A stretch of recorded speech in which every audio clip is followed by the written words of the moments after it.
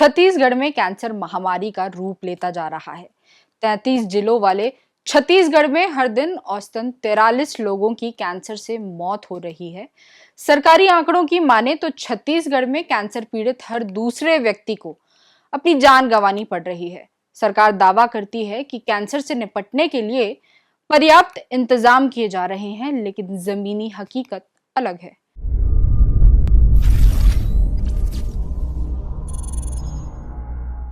नमस्कार, जरूरी बात में आपका स्वागत है।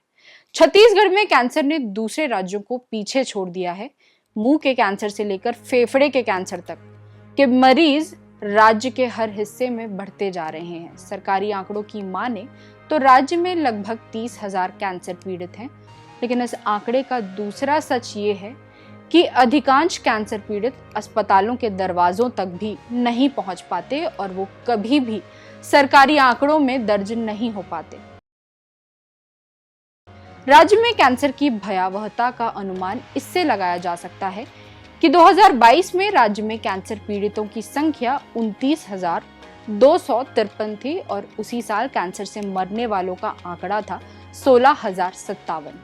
यानी हर साल कैंसर के जितने मरीज मिलते हैं उनमें से आधे से अधिक लोगों की मौत हो जाती है। इसे और सरल तरीके से कहा जा सकता है कि छत्तीसगढ़ में कैंसर पीड़ित हर दूसरे व्यक्ति को अपनी जान गंवानी पड़ रही है। आयुष्मान भारत योजना के तहत हमने गैर संचारी रोगों की जांच पर विशेष ध्यान दिया है।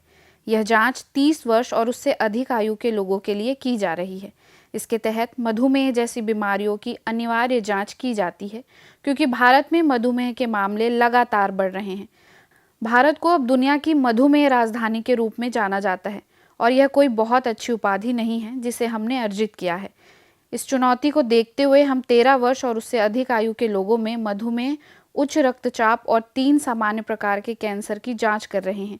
ये 3 कैंसर हैं: ओरल कैंसर, ब्रेस्ट कैंसर और सर्वाइकल कैंसर। स्वास्थ्य एवं परिवार कल्याण विभाग द्वारा जारी आंकड़ों के अनुसार वर्ष 2020 में राज्य में कुल 27,828 कैंसर के नए मामले दर्ज किए गए थे और करीब 15,279 लोगों की मौत कैंसर की वजह से हुई। अब बात इसके अगले साल की यानी 2021 की, जिसमें कैंसर के मरीजों की संख्या बढ़कर 28,529 हो गई और मौतों का आंकड़ा 15,666 तक पहुंच गया। वहीं वर्ष 2022 में ये संख्या और बढ़ी और कैंसर पीड़ितों का कुल आंकड़ा 29,253 पर जा पहुंचा। इसी साल 16,057 लोगों की कैंसर से मौत हुई। 2023 में कैंसर मरीजों का आंकड़ा 30,014 पर पहुंच गया। अगर कैंसर से होने वाली मौत की बात की जाए तो इसका सबसे बड़ा कारण है बीमारी का देर से पता चलना।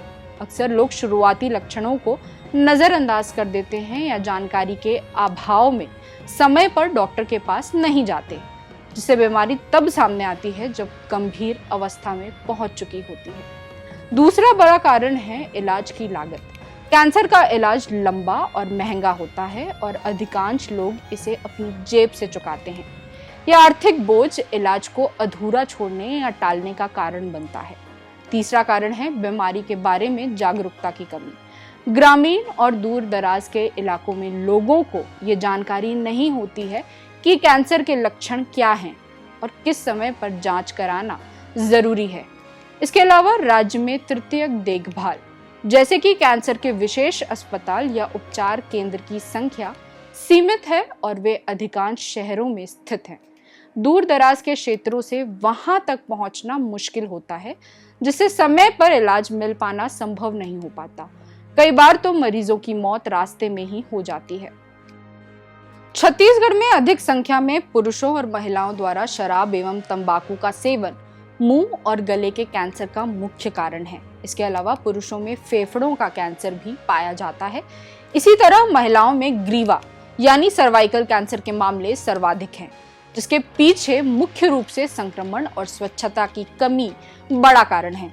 छत्तीसगढ़ में बड़ी संख्या में महिलाएं स्तन कैंसर से भी जूझ रही हैं, लेकिन सबसे बड़ा कारण शराब और तंबाकू सेवन को माना जाता है।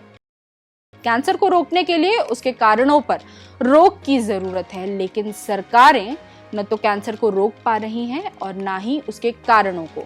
अगर इसे बहुत सरलीकरण नहीं माना जाए तो ये कहना गलत नहीं होगा कि सरकार की नीतियां कैंसर को बढ़ावा देने का काम कर रही हैं।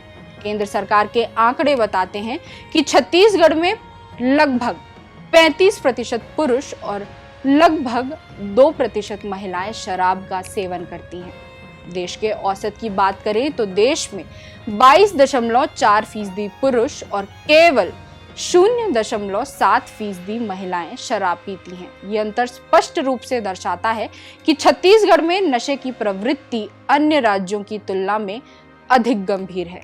विपक्ष में रहते हुए शराबबंदी की मांग करने वाले राजनीतिक दल सत्ता में आते ही स्मृति लोप का शिकार हो जाते हैं। भयावह ये है कि सत्ता से हटते ही उन्हें फिर से शराबबंदी की याद सताने लग जाती है। कांग्रेस हो या भाजपा, दोनों को विपक्ष में रहते हुए ही शराब एक बुराई की तरह नजर आती है, लेकिन सत्ता में हर एक सरकार शराब को बढ़ावा देने के लिए तरह तरह के उपाय करती है। छत्तीसगढ़ में शराब को लेकर सरकार की नीति और उसकी खपत का अंदाजा इसी से लगाया जा सकता है कि राज्य में 10 साल पहले 2014-15 में शराब पर प्रति व्यक्ति का वार्षिक खर्च महज 500 रुपए था। 2022-23 में ये बढ़कर 1227 रुपए हो गया। राज्य की भाजपा सरकार ने तो अब रेस्टोरेंट और होटलों में भी शराब परोसने की इजाजत दे दी है। नई शराब दुकान खोलकर शराबियों को और अधिक से अधिक सुविधा देने की कोशिश हो रही है।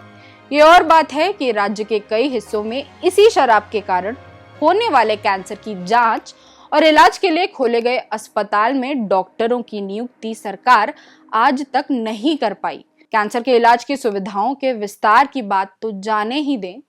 जाहिर है सरकारों की प्राथमिकता कुछ और है। कैंसर से बचना है तो जनता को खुद ही अपनी फिक्र करनी होगी। जरूरी बात में फिर होगी बात।